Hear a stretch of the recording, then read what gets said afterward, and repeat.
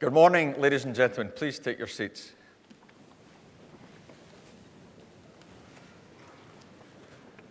And a very warm welcome here to the University of Strathclyde, to the Barony Hall, for what is going to be a wonderful morning, something that we're all going to enjoy, converting these students and undergraduates and postgraduates into Strathclyde alum as we confer their degrees. A very warm welcome to the families, friends and supporters from all over the UK and beyond. The Barony is one of the jewels in the crown of the Strathclyde estate. It's a fantastic place where we have public events, we have balls, we have major conferences, but most importantly, we have our graduation ceremonies. And this morning's ceremony is the last of the summer season. Over the past 10 days, and including our wonderful students this morning, we will have graduated almost 2,500 students. So quite a cohort of Strathclyders entering the world to make a difference. And we've also welcomed one or two very interesting people into the Strathclyde family. You may have noticed that Sir Billy Connolly became an honorary member of Strathclyde community just last week. Mr. Nigel Cantwell, an outstanding individual who made a big difference to the United Nations codes for children's well-being. Mr. Nigel Whitehead, who's the Group Managing Director of BAE Systems, responsible for employing 30,000 people, and a Strathclyde mechanical engineer. And that adorned one or two of the ceremonies. And this morning, we're no different. We have an additional treat for all of you that are here, where we're going to honour a very dear friend and accomplished contributor to the University of Strathclyde, and that's Mr. Richard Hunter, who's immediately on my left, who's our convener of court, about whom you will hear a little bit more shortly, just at the start of the ceremony. And once we've done that, I will confer the degrees, and then we'll go to me giving a short update before we break. So with that agenda in place, let me now formally declare this congregation open and invite Dr. Jack Perry to introduce the honorary graduate. Thank you very much indeed.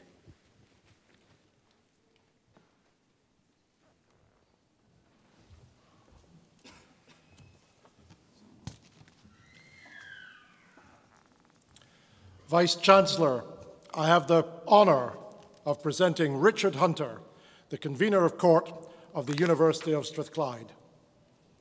Richard first joined the University Court in October 2005, serving as a lay member until August 2012, when he was nominated and appointed by his fellow court members to take up office as Convener of Court and to lead the University's ultimate governing body. Richard has served for 5 years as convener, overseeing the university's management and administration and safeguarding its name and values. The membership of the court is diverse, with a majority of lay members drawn from the wider community. That is, they are neither staff nor students. This diversity is important because it ensures that the court is able to exercise sound and well-informed judgment in its collective decision-making, and that Strathclyde is able to fulfill its public duties to serve its community and wider society. Richard has demonstrated outstanding leadership of the university's governing body. He has been our chief cheerleader and has led the challenge of the university's high-level strategy and its plans for the future. He's brought to this work excellent judgment and great competence. During Richard's term of office, he's presided over a number of notable and memorable events in the university's history. Among these were the outstanding performance in the 2014 Research Excellence Framework, the comprehensive rating of research at UK universities, and also extensive investment in the Strathclyde estate. The £31 million Sports, Health and Wellbeing Centre, currently under construction, a £60 million teaching and learning hub to benefit future students, and the flagship £89 million Technology and Innovation Centre, which was officially opened by Her Majesty the Queen in 2015, and more affectionately known as the Advanced Centre for Advancing Advanced Things. The entire university community is therefore indebted to Richard for the leadership he's displayed, and today's award is merely a token of our immense gratitude to him for his service. Richard brought to the post of convener a wealth of professional experience from a distinguished 40-year career. After his schooling at Kelvinside Academy and Glenormand College, he was educated at Strathclyde University, and in 1975 graduated with a BA in Finance and Marketing. He then joined the accounting firm of Arthur Young and qualified as a chartered accountant 3 years later. In 1981, he joined Distillers Robertson Baxter, the heart of what is now the Edrington Group, a truly world-class Scottish headquartered company and one of the largest distillers, renowned for the famous Grouse, Highland Park, and the Macallan. Richard thrived in this business and in 1986 was appointed as finance director of Robertson Baxter. In 1994, he was appointed as group finance director, a role that he would retain until his retirement 20 years later. Richard played a key role in the complex reorganization of the group into a single integrated business following several major acquisitions. This transformed the company into being a highly respected global leader in its industry. Richard is fluent in French and Spanish, and in the course of complex international deals, was able to put his linguistic skills into practice by negotiating with business partners in their own language. I should perhaps remind people today that service on the university's court is voluntary and unpaid. The work is fascinating and very worthwhile, but it is onerous in terms of the time commitment required, particularly for the convener. There are times, Richard, when it must have felt like a full-time job. It is a tribute to Strathclyde that such high-caliber individuals serve the university so willingly. But it is also a great tribute to Richard that he has been prepared to devote so much of his life to Strathclyde. He's a great example of someone who has lived by the principle of service before self. If I've painted a picture of simply a devoted technocrat, then I truly apologize, because that does not do this man justice. Richard is a man of great humanity and compassion, always living the university's values and promoting its mission of widening access, encouraging diversity, and genuinely valuing the role of the student body in the governance of the university. He also has a huge array of interests: fishing, sailing, rugby, golf, photography, all of which are pursued with great energy and passion and a depth of knowledge. A real technophile, Richard has always got the latest electronic and photographic toys. He can even sometimes get them to work. He can also be seen tootling about in his treasured 1977 Tahiti Blue Triumph Stag, a family heirloom lovingly rebuilt.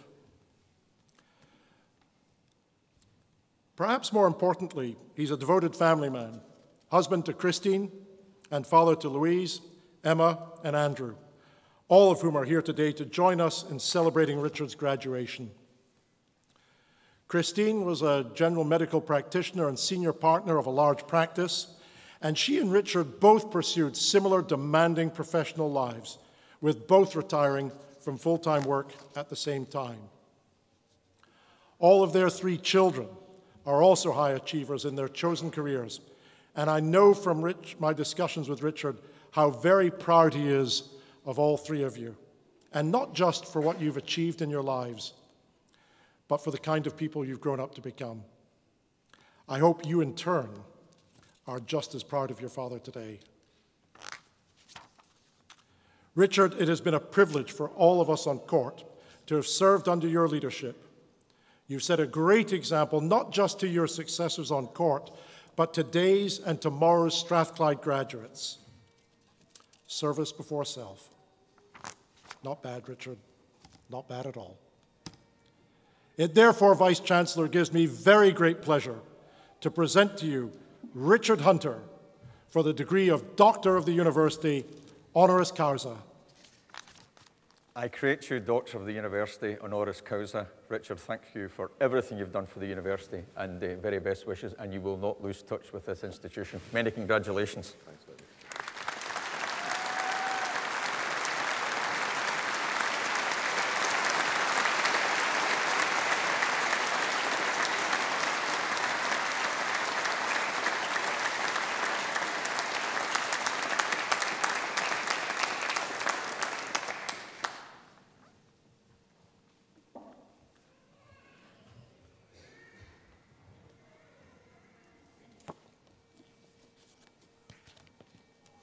Principal and Vice-Chancellor, colleagues on Court and Senate, and most especially to Senate members for the great honour they've done me today, ladies and gentlemen, and most especially fellow graduands.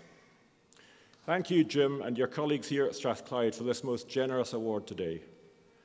As you know, I've had great fun and enjoyment helping you and the team achieve ever greater success, and this is an unnecessary but very much appreciated recognition by all of you. Thank you too, Jack, for introducing me in a way I almost recognised. I suggested you shouldn't be too polite and you rather let me down. I was asked to say some wise words to our graduands today for about 3 to 5 minutes, but quickly realised I couldn't actually fill that time with the sum total of my wisdom. So instead, I thought I might just share 3 things with you, which I think are among many that I think I've discovered or at least come to realise in the 42 years since I graduated from the business school here at Strathclyde with such a sense of optimism and relief. But before that, there's just one thing I should say to those of you who are a bit nervous about coming up on the platform, and please don't tell everyone else, it's a piece of cake. Be sure just to enjoy your moment up here today. You well deserve it. The 3 thoughts I've picked out to share with you concern learning throughout your life, having fun, and valuing people. Let me just take a moment on each. It took me a long time to recover from 19 years of compulsory learning, punctuated by crazy periods of studying and highly stressful exams. My learning at school and university always seemed to be just aimed at the next exam or the next qualification. I don't really remember it being very enjoyable. Later, as Jack mentioned, I chose to learn French and then Spanish over my lunchtimes in the office to help me manage a business relationship with a French supermarket company and the acquisition of a Caribbean rum business. That ability helped me to be able to chat to people of those countries in their own language and helped to cement lifelong friendships, which I treasure to this day in France and the Dominican Republic. Later still, I went to night classes and then away for a week with 6 large men on a small boat in gale force winds to pass my sailing skipper certificate, which I'd always wanted to do, despite never having owned a boat before or since. But the sense of achievement from being able to take my young family away on a sailing boat on my own, and amazingly getting safely back to harbour, has never left me. I may never do it again, but I'll always have the knowledge I've learned. So my realisation from this has been that learning never really stops. It instead becomes infinitely more enjoyable when it's done because you want to learn something new and not because it's compulsory. Today may seem like the end of your learning journey, but let me assure you all, it really is just the beginning, and I'm sure you'll greatly enjoy learning more new skills in the future. When you wonder if you can possibly manage some new challenge, just give it a try. You also learn a lot by trying and failing. My second discovery, if you will, is that I quite accidentally ended up doing a job for 33 years that I realized later was great fun. My daughter Emma once said to me, "Dad, is it true that your job really just involves flying around the world in business class seats, staying in fancy hotels, and then going out to a couple of restaurants and bars for the night?" I realized that was a pretty fair description. If you left out a couple of 100 sets of budgets and accounts, a few stressful meetings, and frequent 4 a.m. starts on a Sunday to fly to the other side of the world. I think my all-time most stressful day may have been having to stand up in London in front of 20 senior bankers I had never met, asking them to lend us £500 million, when my colleague who was bringing the presentation materials for the meeting had just rolled her car over on the way to the airport, and I was on my own. More seriously, however, and one for you to think about after today, is that I think I did determine at your stage in life not to end up working in some company producing widgets I didn't understand, or maybe stuck in Department Z of a global corporation of such size that I could never stand out as an individual. And instead of that, I joined a little-known private company, where a work colleague originally said of my decision, "You're joining who?"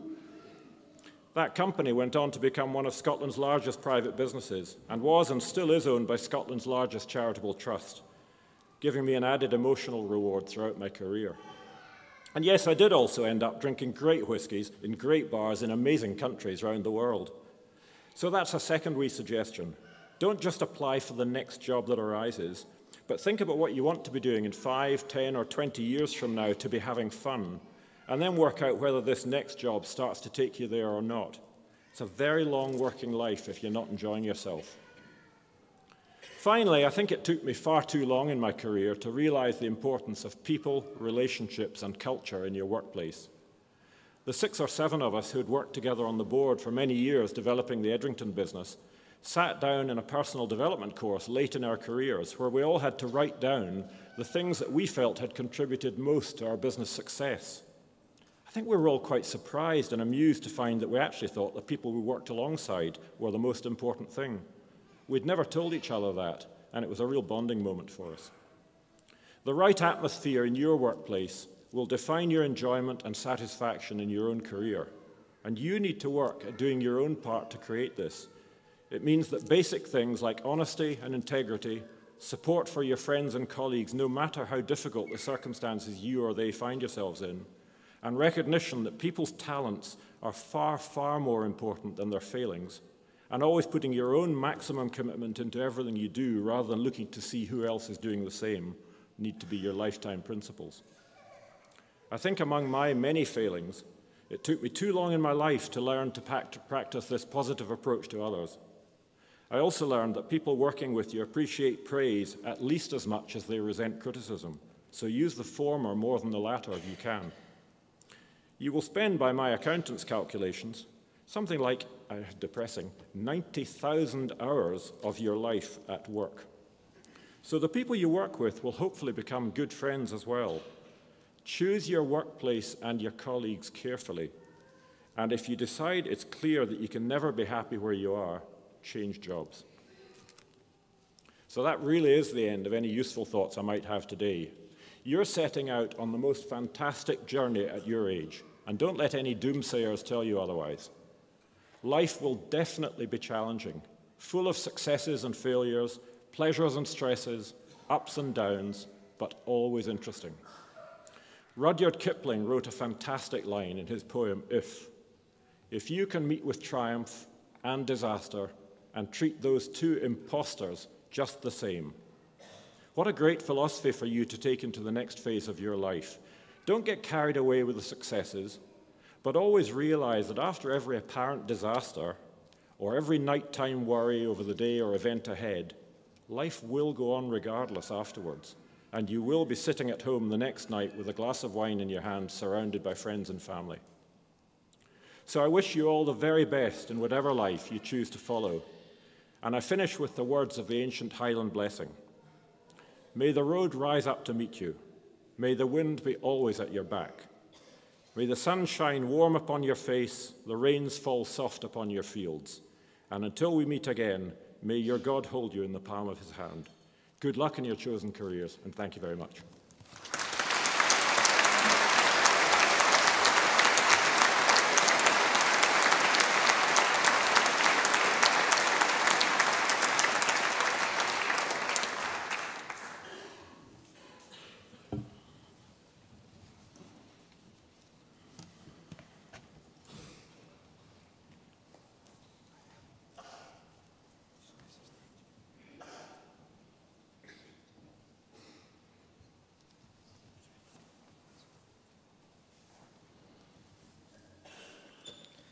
Principal and Vice-Chancellor, in the name of the University and by the authority of Senate, I present to you these students.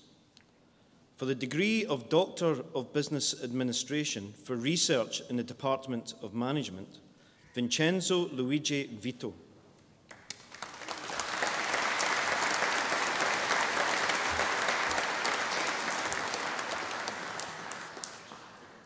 For the degree of Master of Business Administration, Mazen Montana Eberhardt.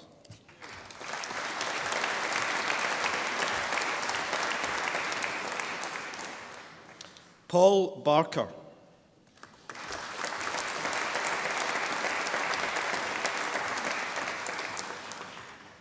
Sean Colin Briggs.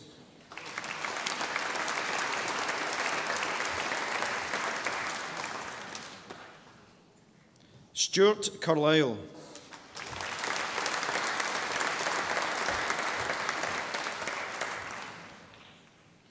Emma Caroline Cartwright.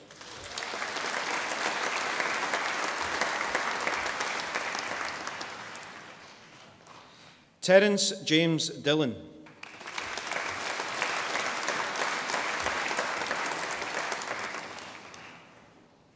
Fleurin Thomas Grond.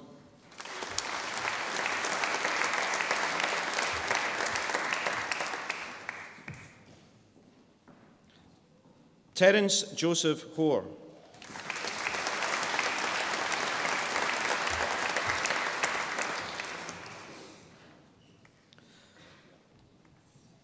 William Howie.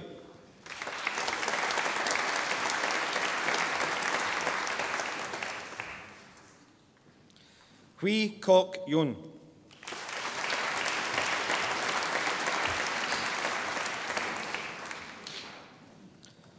Razan Kayali.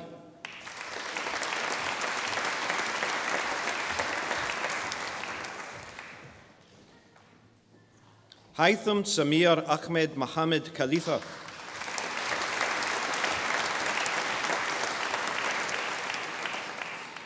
David Lee Boon Wai.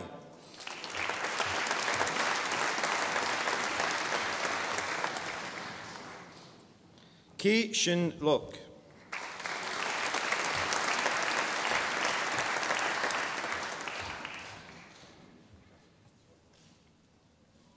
Douglas Bryson Martin.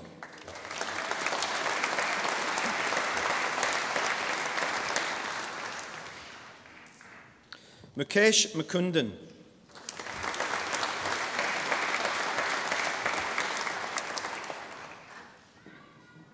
Bruce Nsereko Luli.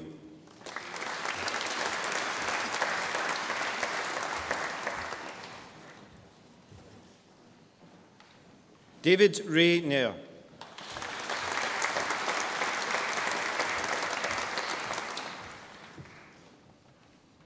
Colin Rogers.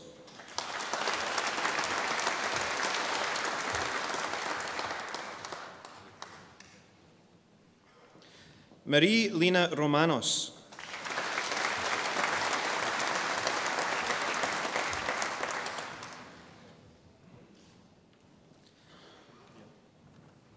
Paul Rooney.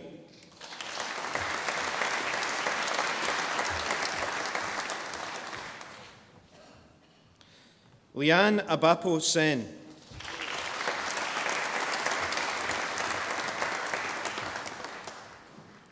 Isam Abbas.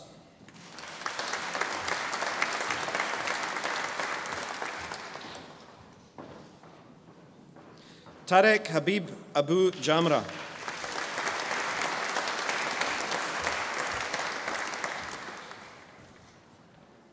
Onur Adenir.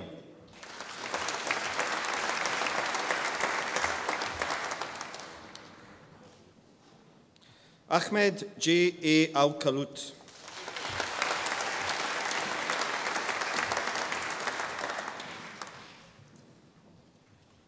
Nur Ayman Ali Al-Qaidi.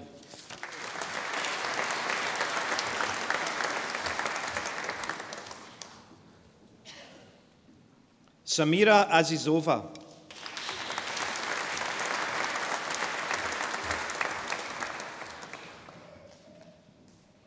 Chang Si Ike.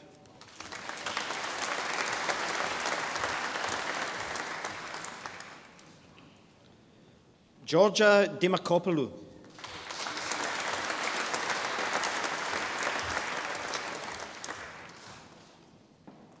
Nicholas Donadze.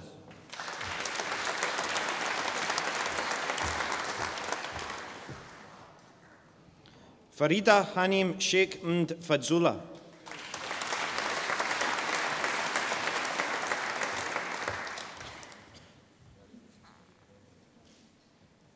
Osama Abdul Razak Abdul Latif Hazabala.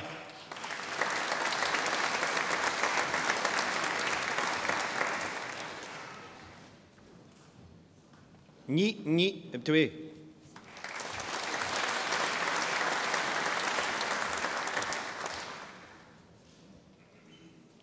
Tilimakos Kritsotakis.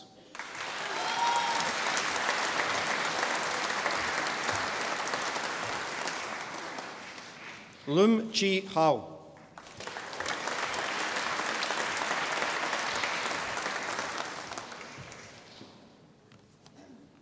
Ahmed Hassan Albana Mohammed Mahmoud.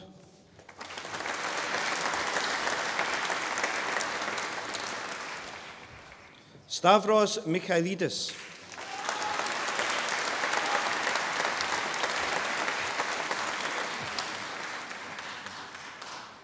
Sheena Mohideen.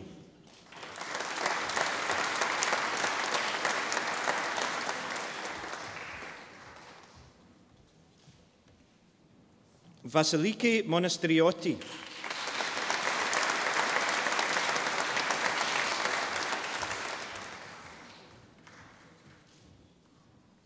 Noemi Mooney.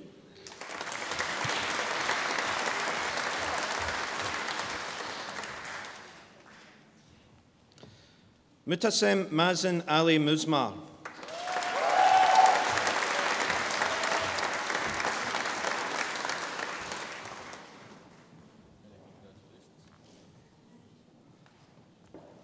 Roshan Raj Nair.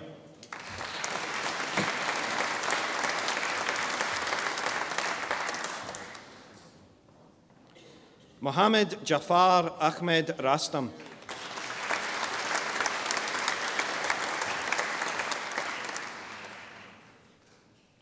Prasanna Srinivasan.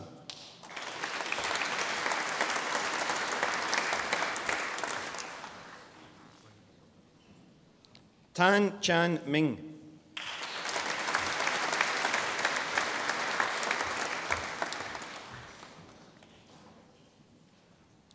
Nirmalendra Tipan.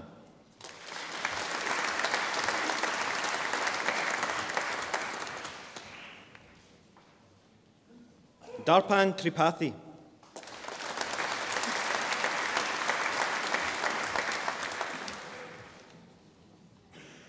Wu Sai Man Stephen.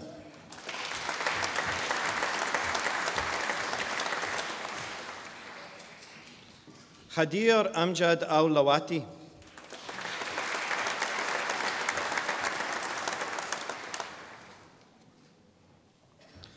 Huduma Saeed Hamad Al-Nawami.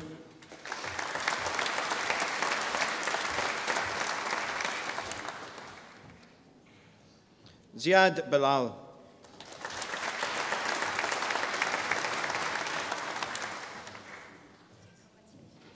Hu Vern Han.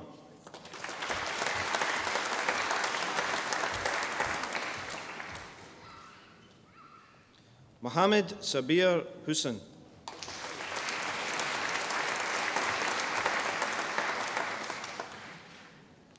Gundar Burkhard Schope.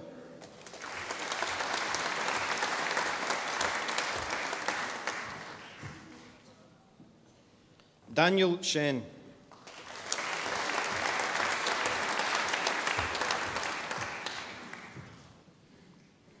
In Business Administration with specialism in Leadership Studies, Abhinav Dar.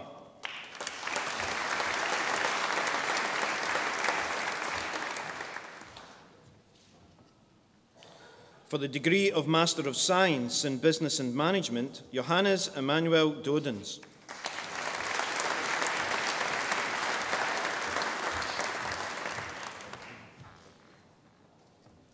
For the degree of Bachelor of Arts in Business Law and Marketing, Judith Pedden.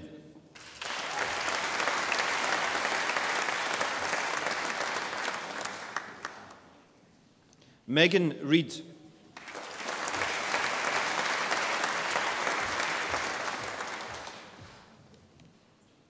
Jamyu Ulaiya Abdul Salam.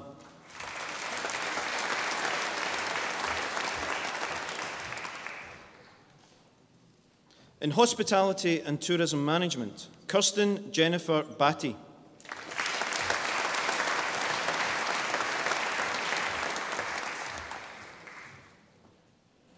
Noor Jan.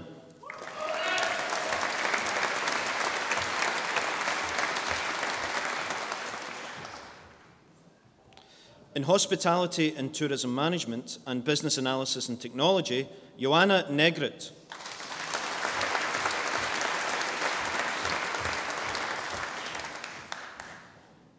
Eva Plakova.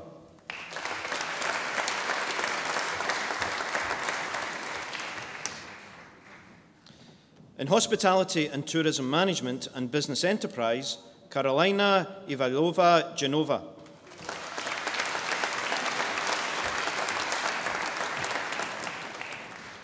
Emerald Elizabeth Moody.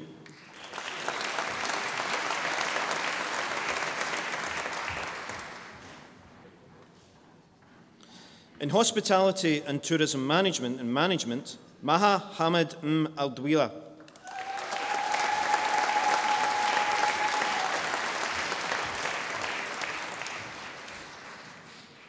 In Hospitality and Tourism Management and Marketing, Lucy Poole.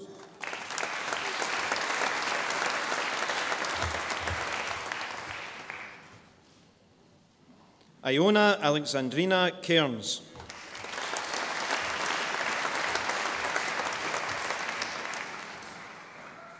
Amy Alexandra Grant.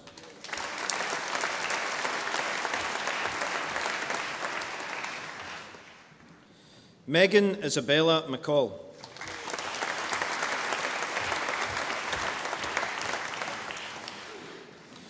In Human Resource Management and Marketing, Eva Lalakova.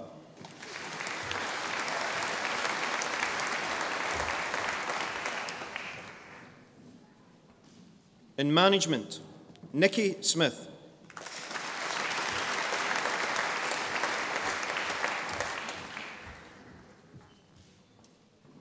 Angus Gray.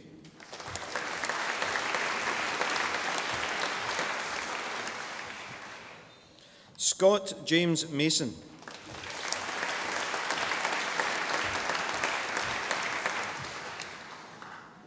In Management and Business Analysis and Technology, Zoe Nicole Andrews.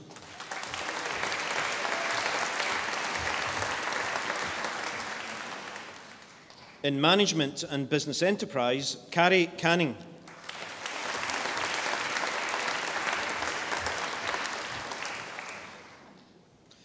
Kieran Traynor.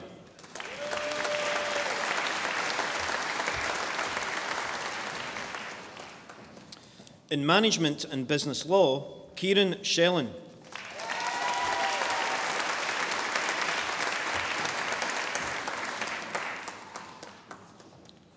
In Management and Hospitality and Tourism Management, Tessa Alexandra Maria Vullings.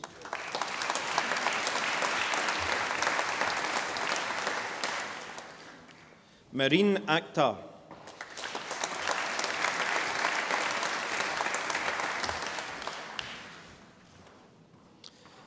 In Management and Human Resource Management, Nicola Elizabeth Irvine.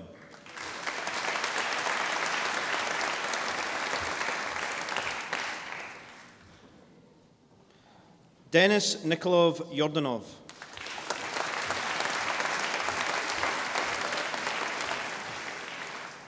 Ria McKellar.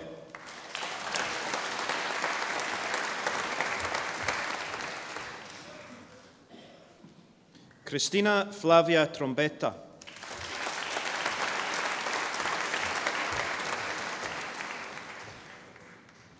In Management and Marketing, Lara Jane Dantuma Johnston.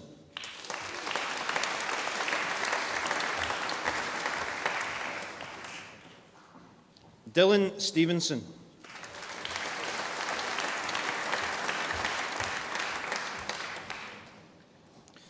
In Marketing, Amy McGregor.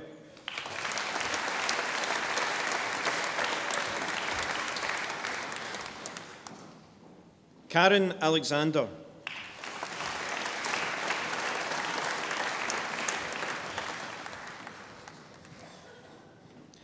Thomas Barber.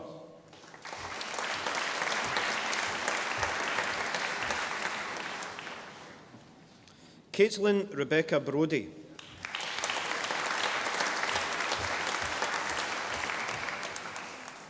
Jane Ann Brown.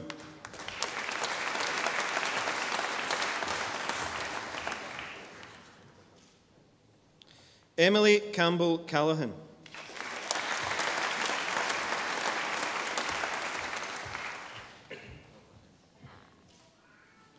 Lisa Jane Coulter.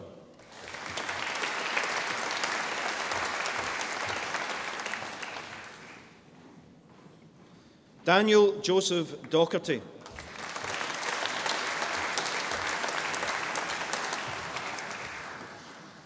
Alexander Hay.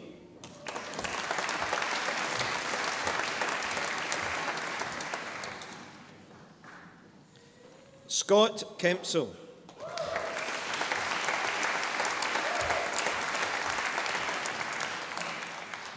Adam Lyle.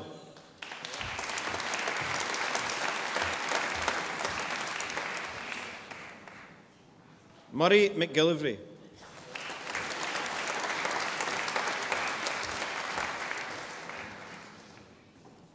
Callum Mackenzie.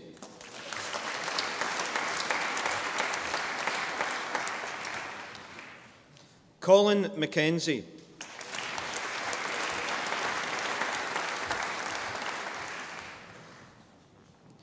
Mark MacLeod.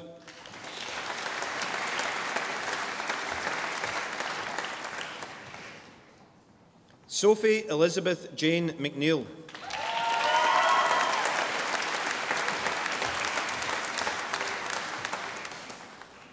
Emma Nichol.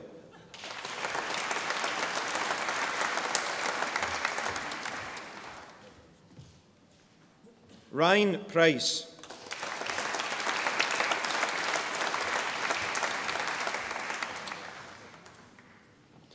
Aaron Sinclair Shear.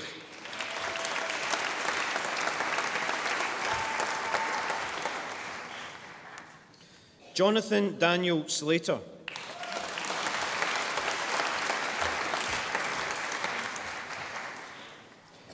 Anna Suniste.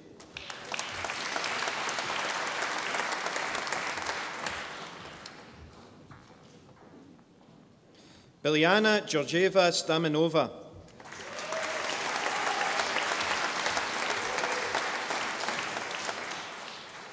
Emily Wan.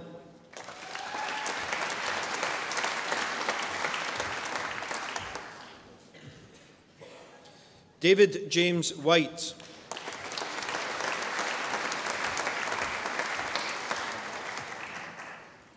Alistair James Gray.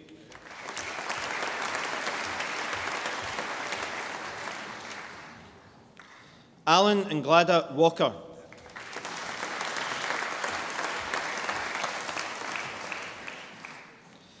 In Marketing and Business Enterprise, John Campbell Gebby.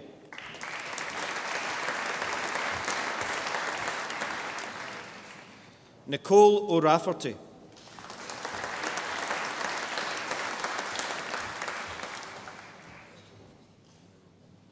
Louise Hunter.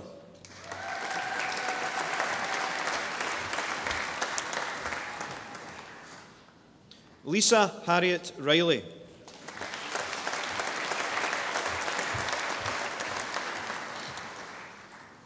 Nicole McGregor.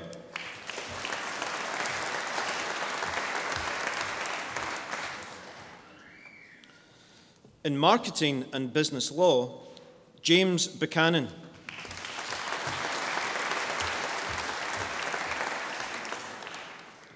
Gemma Pettigrew.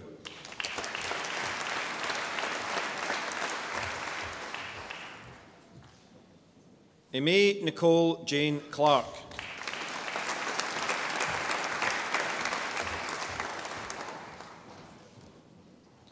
Chantel Lambie.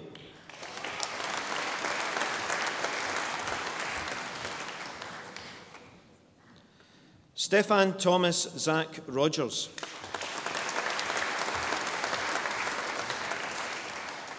Ross Simpson.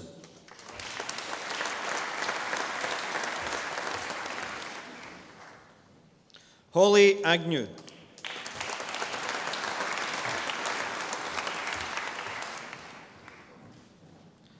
Siobhan Pauline Shannon.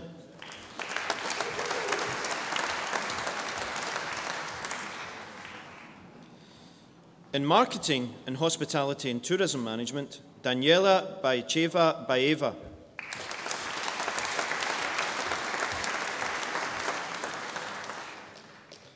Plamena Baicheva Baeva.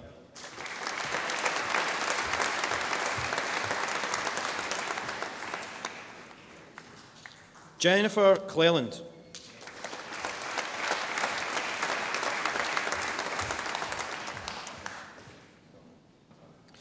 In Marketing and Human Resource Management, Ilsa Marie Bartholomew.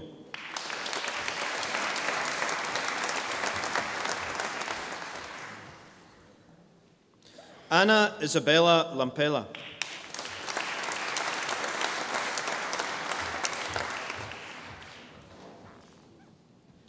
Laura Wilson Borland.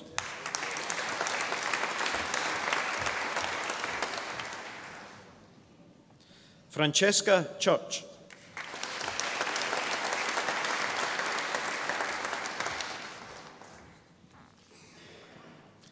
Beverly Jane Clark.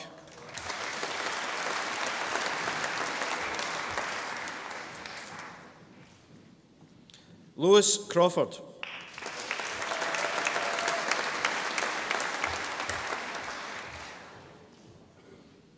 Danielle Caitlin Moran.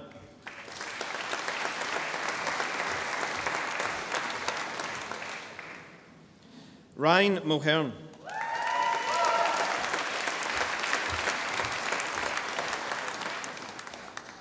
Annalise Porter.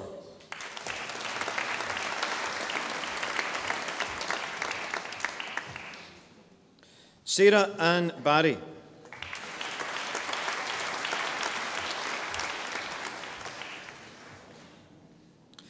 In marketing and management, Rachel Lee Miller.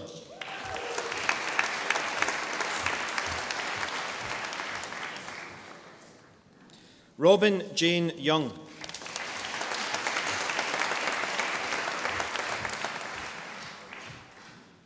Michelle Allen.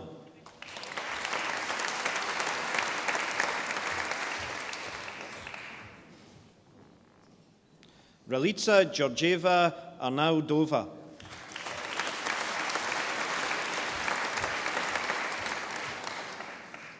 Stephanie Boyce.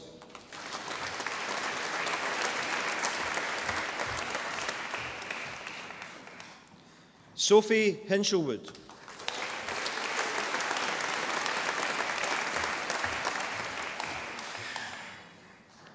Heather Malice.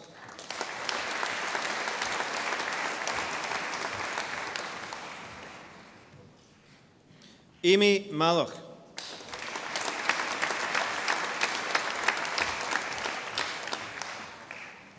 Darren Joseph Moran.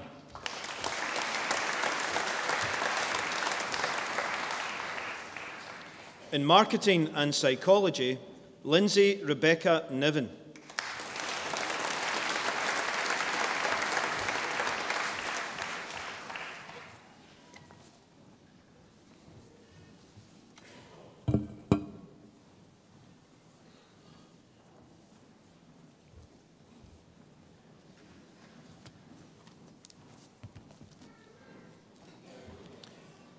Principal and Vice-Chancellor, in the name of the University and by the authority of Senate, I present to you these students for the degree of Doctor of Engineering, for research in the Department of Naval Architecture, Ocean and Marine Engineering, Magnus Johnston Harold.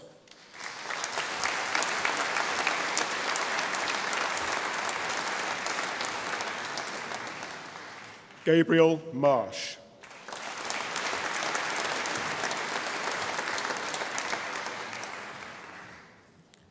For the degree of Doctor of Philosophy, for research in the Department of Naval Architecture, Ocean and Marine Engineering, Sei Shuai Dai.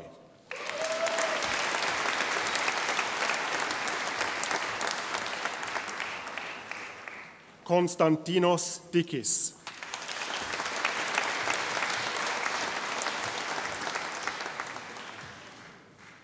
She He.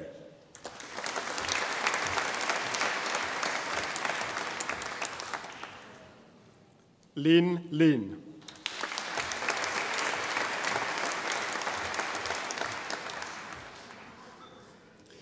John Angus McSween.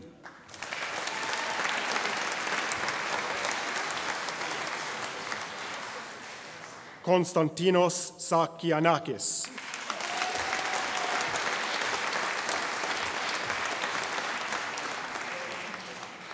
Ahmed Samir Shehata.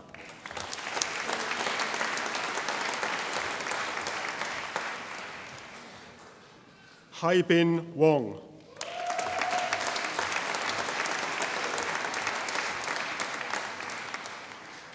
For the degree of Master of Science in Marine Engineering, Garifalia Keratsa.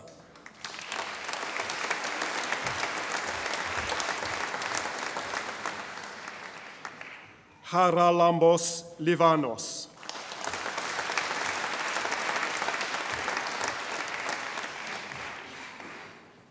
In Subsea and Pipeline Engineering, Mohammed Asfar bin Zainurin.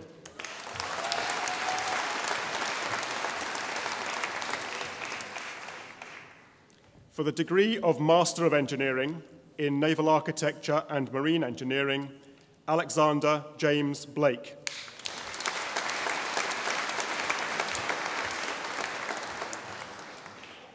Andrei Maximilian Cherwonka.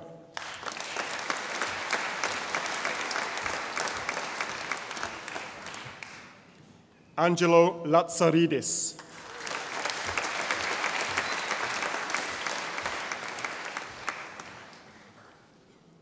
Dimitrios Litsas.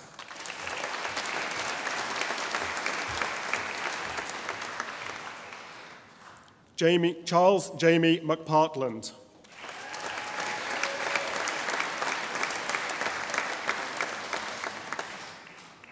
Konstantinos Monokrousos.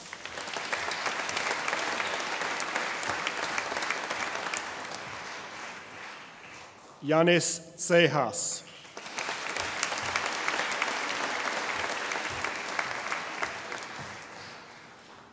In Naval Architecture with Ocean Engineering, Travis Ang Chi Seng.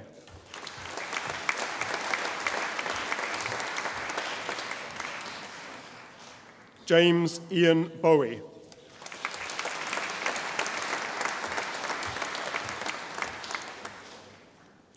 Corinne Samantha Bunton.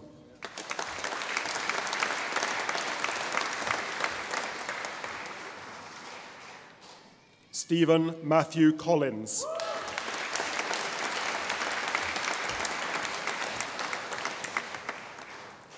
Cecily Donaldson.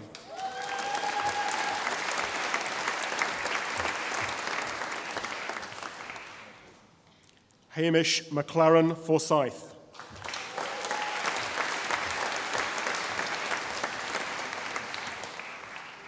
Mark Gazem.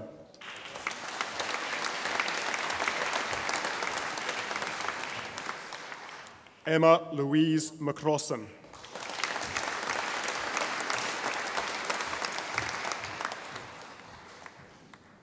Mark Meehan.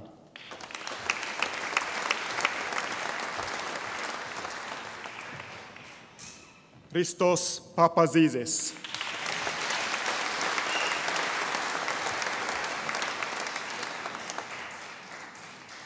Nicola Mary Patterson.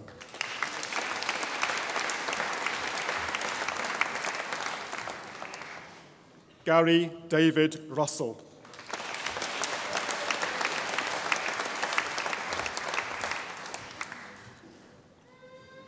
Alexander Murray Sinclair.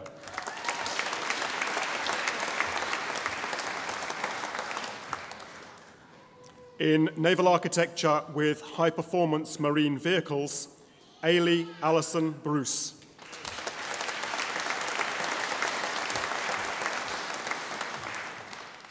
Peter Cameron.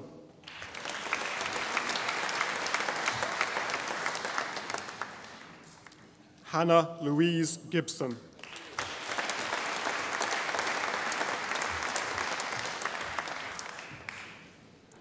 Angus Gray Stevens.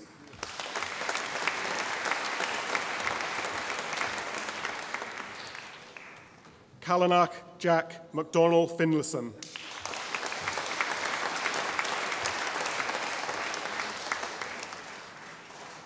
Callum Norrie.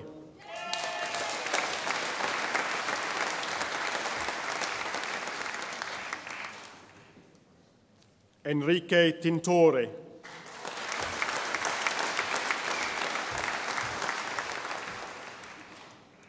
Rosanna Rowena Franklin Watson.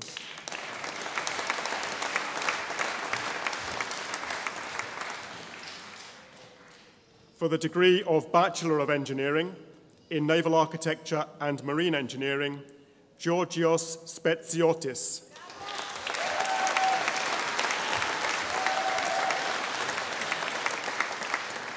Melissa Mary Jane Spears.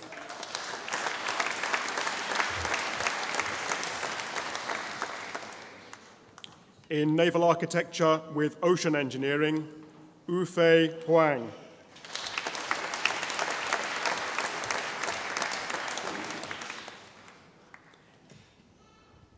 Vasilios Ritsoviladis Harlas.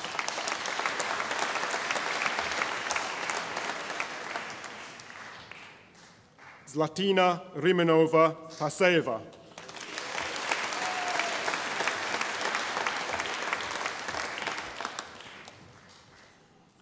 In Naval Architecture with High Performance Marine Vehicles, Douglas Henry Guthrie.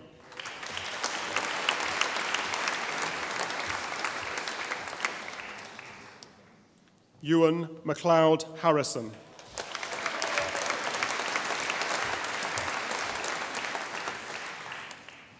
Nathan James Robinson.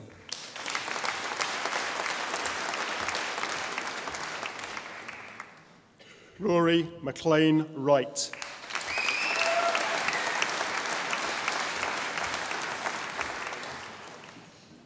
In Engineering Studies, James Alexander Chilvers Grierson.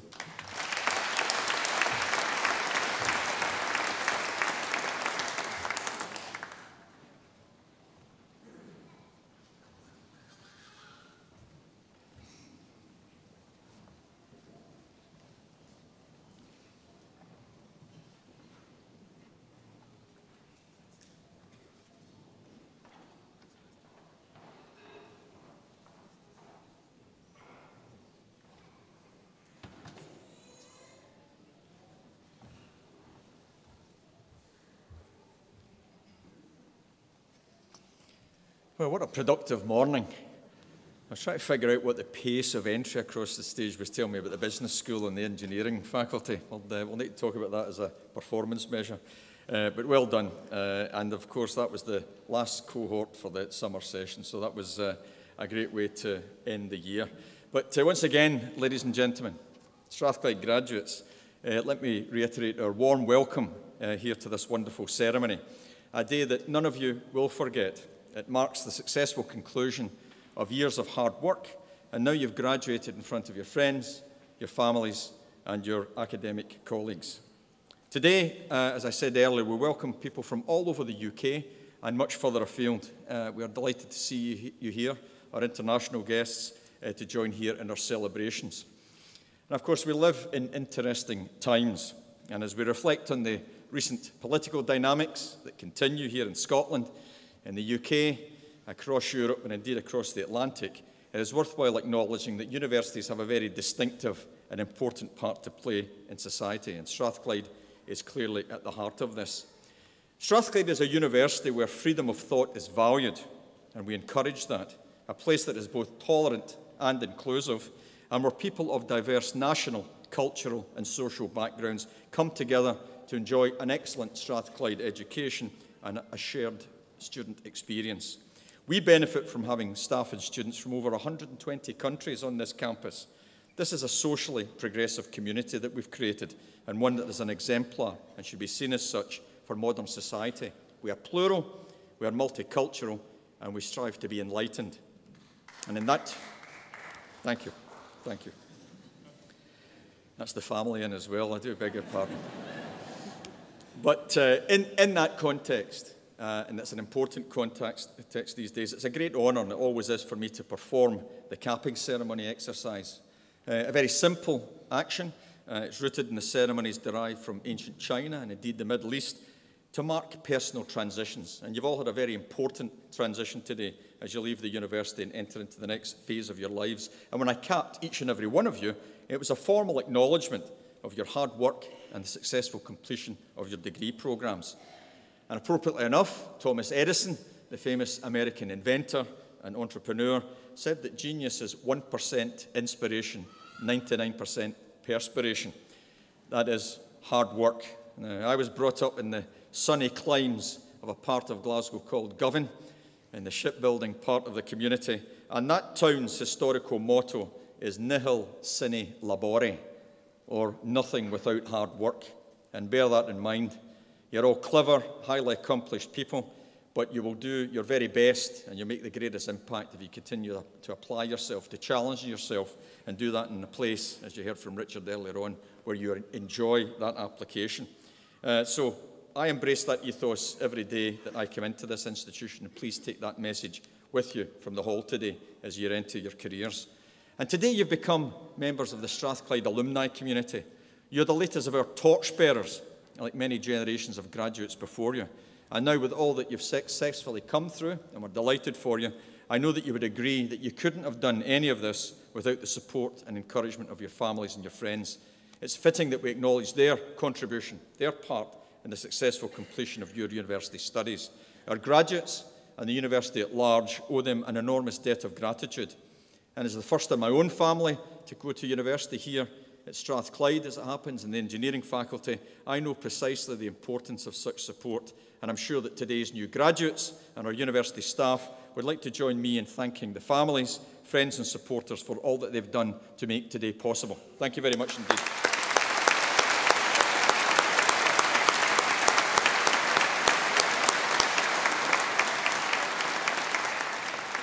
And for our academic staff too, this is the highlight of their calendar, because the work that they've done to help you achieve your great outcomes is their ultimate professional reward. And Strathclyde has worked hard to provide you with a first-class education and an excellent university experience for all of our students, regardless of background. So let me again invite our new graduates, our new Strathclyders, to join me in thanking our academic staff for the fantastic work that they've done to support you in your endeavours. Thank you.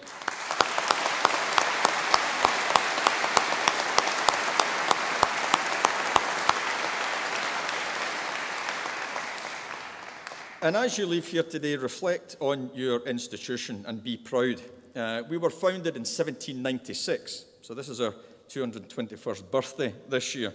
Throughout our history, the University of Strathclyde has remained faithful to our founding principles, in that we were established, and I quote, for the benefit of all mankind. We were the only Scottish higher education institution to be established during the Scottish Enlightenment. That's an important distinction. During that time of challenge, engagement, universities moving away from being apart from society, but Strathclyde, when we were established as Anderson's institution, was connected to society, and we keep that firmly at the front and centre of what we're doing.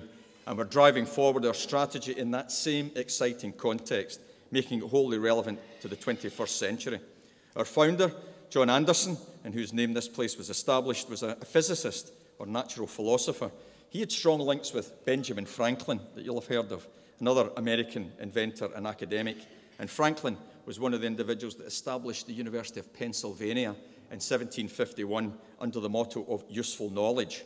And that motto, along with the Enlightenment principles, stimulated our founder, John Anderson, and beautifully it resonates with our motto of useful learning. And never has that meaning been so relevant since our establishment over 200 years ago.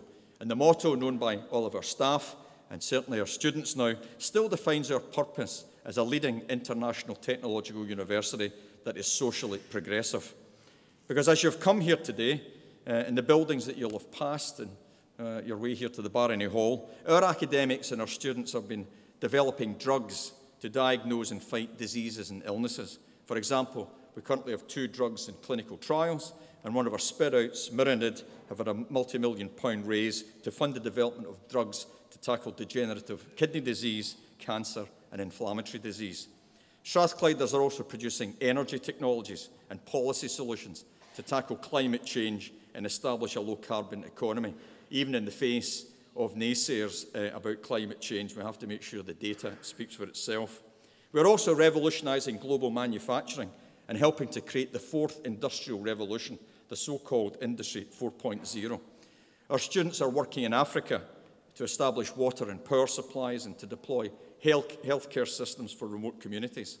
They are bringing prosthetic limb technologies to those in need in India, and we are working to inform public policy and to drive national economic strategy. You heard about our £100 million Technology and Innovation Centre, another important investment in our infrastructure. Down in George Street, it has redefined how academia works with business and the public sector. In there, we're working in photonics, bio-nano systems, smart grid and future cities. Thomas Edison, I mentioned him earlier, talked about his team and his facilities as his inventions factory. TIC is absolutely our innovations factory. But most importantly, here at Strathclyde, we work to help people have the opportunity to transform their lives and the lives of their families.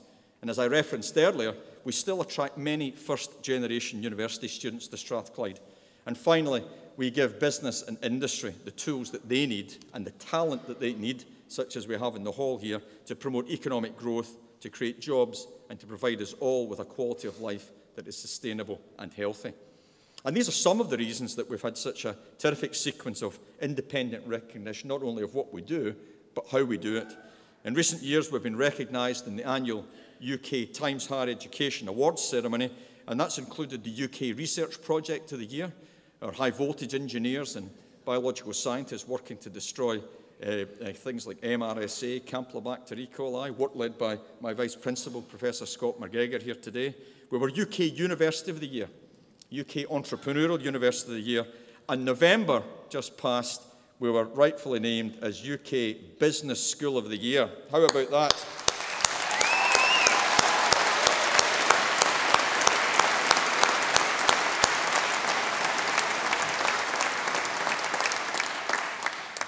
I'll be celebrating that annual reward for the next decade, according to the Dean, let me tell you. But just last week, I'm proud to tell you, as well as the fantastic academic accolades that we've been picking up, our professional services staff in the university at large were recognised in a major ceremony in London, and we were named in the university sector as having the UK Workplace of the Year and the Strategic Team of the Year. And please join me, colleagues, in saying a big well done to my staff that achieved that.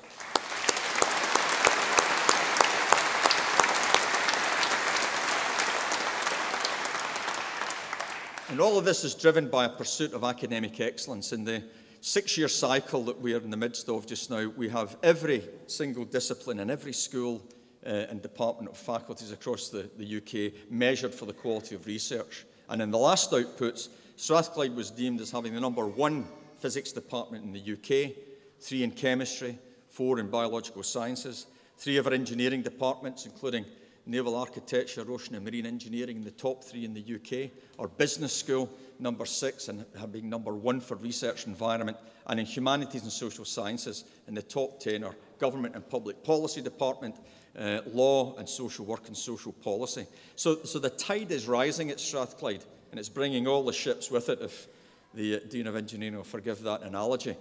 So things are moving, and things are moving fast here. And Strathclyde seeks to demonstrate that we have a disproportionate impact on people's lives, the economy and society at large, mainly through you, graduates. Our proudest and most important outcome are the people that we educate, the people that we set out into their new professions, their new opportunities across the world. You're there to help us apply value and impact through the transfer of our knowledge with industry and public sector partners. And we continue to be a driver for sustainable economic growth. And Strathclyde has a recognised distinct role in this key national objective. Universities have to be seen beyond the simple public purse contribution here. It's important. The Scottish Government commits around £1.1 billion per annum to universities, but in return, we deliver back over £7 billion worth of impact to the Scottish economy. And certainly the achievements of the Business School and the Faculty of Engineering give me hope that we'll continue to drive that. And let me give you some very much edited highlights, because both of these faculties are knocking the ball out the park. As we heard earlier, the Strathclyde Business School were rightfully recognised as the UK Business School of the Year this year. They've also established a new Masters in Financial Technology, or FinTech, launched here at Strathclyde to support the digital transformation of Scotland's financial sector. These students will develop the financial, programming and analytical skills needed to reinforce Scotland's position as a leader in financial innovation.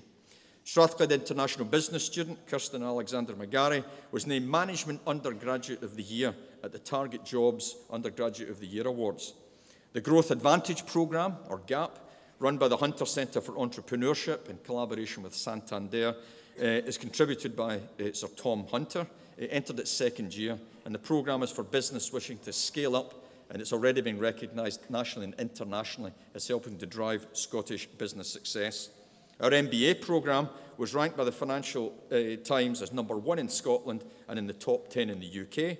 And Strathclyde was ranked #2 in the UK for accounting and finance and hospitality, leisure, recreation and tourism in the Complete University Guide for 2017-18. One of our academic colleagues, David Iser, in the Fraser-Valander Institute in Economics, was appointed as an advisor to the Scottish Parliament's Finance Committee, and his advice will focus in particular on the implementation of the new fiscal framework. In engineering, Strathclyde was ranked first in the UK for medical technologies in the Complete University Guide. One of our colleagues, Professor Becky Lunn, just 2 weeks ago received her MBA in the Queen's Birthday Honours List for her contributions to engineering. And just last week, the First Minister, Nicola Sturgeon, was here on campus announcing another £9 million investment at Strathclyde to build and develop a new lightweight manufacturing centre at our major aerospace hub out at the airport, looking to take advanced composites, titanium, aluminium into the aerospace, automotive and energy industries. One of our students, a EEE student, Joe Gibson, and this is the second time in 3 years that Strathclyde has won the Best Engineering Student of the Year award in the STEM, that's the Science, Technology, Engineering, Maths award, for his project on future aircraft design. He won a £25,000 personal prize in that one, and I haven't seen him since, I have to tell you. We're looking forward to him returning here across the stage. I mean, he's got another 2 years to go, so I will catch up with him. But we were very proud of him and the representation he makes on behalf of the engineering faculty. The department that was celebrated today in the engineering faculty and the leadership of Vasilis Drakos is Maritime Safety Research Centre announcements. Just in Drakos, I think in November, we launched that centre. Fantastic credit to Drakos, an industrially driven university partnership, the world's first of its kind aimed at improving safety standards at sea. And this has been done in partnership with the Royal Caribbean Cruise Lines and DNVGL. And our mechanical engineering professor, Professor Massimiliano Vasile, mechanical and aerospace, had an asteroid named after him. I'm so jealous. That's asteroid 2002 PX33, now known as Max Vasile, and is in orbit between Mars and Jupiter, apparently. And Max has been in orbit ever since that announcement was made some months ago. 5 of our female engineering students won the Engineers Without Borders Design Challenge just a few weeks ago. That's Leanne Nimmo, Katrina McGeehan, Laura Holliday, Rachel Houston and Amanda Onaga, winning the Engineering People Design Challenge for the design of a water treatment system for a medical centre in Lobitos in Peru. And just last week, as we try and prepare a new generation of engineers, we had the NASA here for the Scottish NASA Space School. On campus, 2 astronauts, 2 space technologists, working with 100 of the most gifted fifth-year students across Scotland. And we expect, as we've seen in recent years, over 80% of them will come here to Strathclyde to study engineering. So, business school and engineering faculty doing fantastically well. And to my graduates, this is the exciting context within which you are graduating today. You're now graduates of a university that puts students at the heart of all that we do.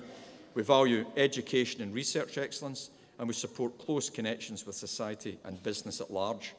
And of course, we are an international institution. The world's best universities compete, collaborate, and contribute on the international stage, and we are no different. We have deep and long-standing relationships across North America. Our principal partners are Stanford, Caltech, MIT, and New York University. World-class institutions in China. We work with Tsinghua and Peking universities, #1 and 2 in that vast country, and also with the Hong Kong University of Science and Technology, the #1 technological university in the world. In Singapore, our partners are Nanyang Technological University and the National University of Singapore, and we have a raft of important European partners across the continent, relationships that we value deeply, and we will work hard to maintain. In the uncertainties of Brexit, the connections such as those that are established through universities are underpinning parts of the fabric of a connected Europe. We have to see where the negotiations get us, but be in no doubt the exchange between people The free engagement and exchange of ideas and collaboration is fundamental to a healthy society and a growing economy. But our students value greatly and benefit greatly from being part of an international university. It helps them emerge with the skills that they need, and indeed for Scotland, to play a full part in the world. And our students have been exposed to different cultures and traditions. But most importantly, today, graduates, you leave here understanding your obligations as global citizens. And as well as making a difference on the global stage, we are very proud of our roots here in the city of Glasgow. I have the privilege of chairing the Glasgow Economic Leadership Board. I was the independent commissioner that looked at our economy 5 years ago, and we've now gathered great industrial and business connectivity to look at the same challenge that the traders and merchants had at the end of the 19th and beginning of the 20th centuries, as we drive now Scotland's economy on engineering, manufacturing, shipbuilding again, life sciences, low-carbon economy, finance and business. And Strathclyde is at the heart of that, providing know-how and the great graduates we can use to fuel that machine. But very importantly, we remain with some pride the research-intensive university in Scotland with the largest number of young people that come from some of the most challenged socioeconomic backgrounds. This year alone, we've attracted 989 of people that come here that have the wherewithal intellectually and need some support to come in here and benefit from a Strathclyde experience. Whilst I told you that 2,500 students have graduated in the past 10 days, 3 weeks ago we had our first graduation, and these were students in the Children's University. These were youngsters aged 5 to 12. I have the honour of being Chancellor of the Children's University, and we had 128 youngsters and their mothers and fathers and teachers in this hall, traipsing across here wearing their gowns and their mortarboards. And I can't help reflect, as I do often, I love that ceremony because I'm one of the few times I get to look tall in a graduation ceremony. The best one was a 5-year-old where I had to kneel down to cap her. She was absolutely fantastic. But their mothers and fathers were in here, none of whom had crossed the threshold of a university before, places that weren't meant for them, places where their families had no experience of. But our message to them was, Strathclyde's doors are open for talent, regardless of the background. And it's open for talent because Strathclyde can propel you into a career that can make a difference. And on Wednesday this week, in a similar vein, the Deputy First Minister, John Swinney, was here to launch our new Institute for Inspiring Children's Futures. We have 120 staff here that help us look after care leavers, impact policy, influence, as you heard earlier about Nigel Cantwell, the United Nations codes for care leavers and children's well-being. So, international technological university that is socially progressive. So let me conclude by reflecting. If I were to describe Strathclyde in 2017, I think it's fair to describe us as ambitious, having focus and momentum, and having the agility and commitment to navigate the headwinds that are out there in terms of policy, economy, and some of the, shall we say, the tears in the fabric of society at times. It's a privilege for me to lead this fantastic institution with the superb support I get from my executive team, as well as the broader community of academics, professional services and support staff. And I would like to think that our founder, John Anderson, would recognise what we are doing today as the epitome of what he sought to establish during the Scottish Enlightenment. We now seek, in this modern society, to be an agent for positive change in Glasgow, Scotland, UK, and across the globe. But most importantly, ladies and gentlemen, I'm convinced that the class of 2017, all of you here today that have graduated, can be a vintage year. Make a difference, make an impact, and make us proud of you. And with that in mind, as you leave here today, you're joining an international community of over 170,000 Strathclyders. So whatever you do with your degree and wherever you may choose to work, remember that useful learning also should have you applying your knowledge for the benefit of others, making a positive impact for yourselves and the communities that you belong to, respecting diversity, valuing freedom of expression and thought, and ultimately reaching conclusions and resolving disputes by reason. These characterise the core values of your university.